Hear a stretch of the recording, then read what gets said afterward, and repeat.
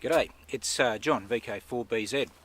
Behind me is my 2013 D22 Nissan Navara.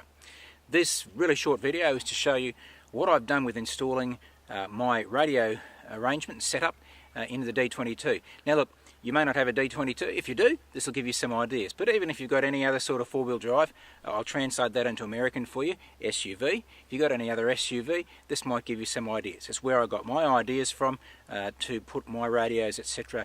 in this. So we'll start at the front and work our way back. Oh, by the way, in case you haven't noticed it, there's a little bit of product placement here for my new Caravan. So Glenn, if you're watching this, I hope it gives me a few dollars off the new price.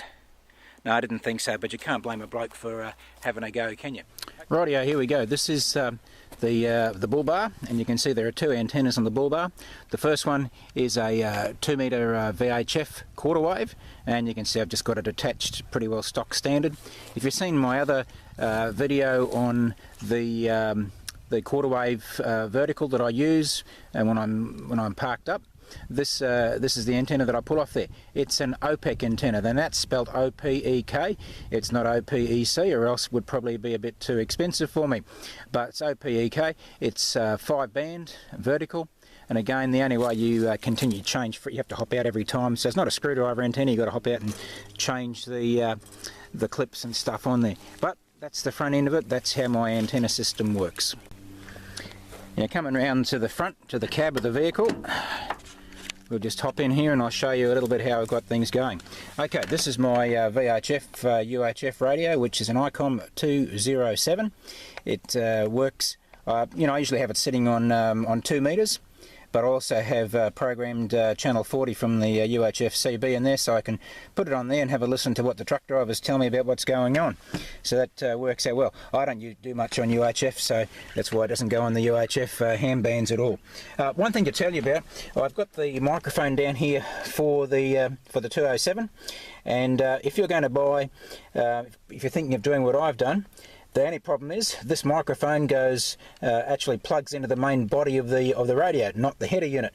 So you've got to actually put the extension cable. Now if you buy the microphone extension cable from ICOM, it'll cost you about 80-90 bucks. Or you can do what I've done, which is go down to a local electronics store and get some of this.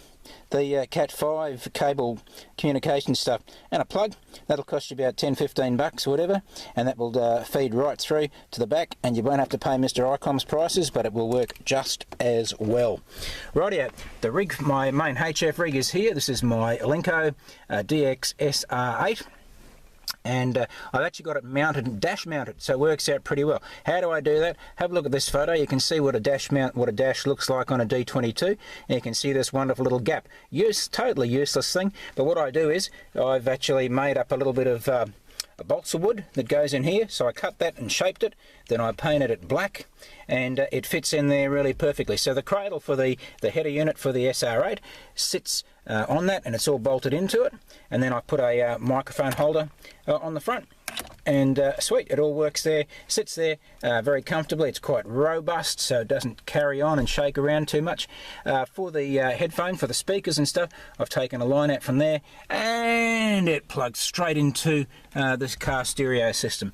So there we go.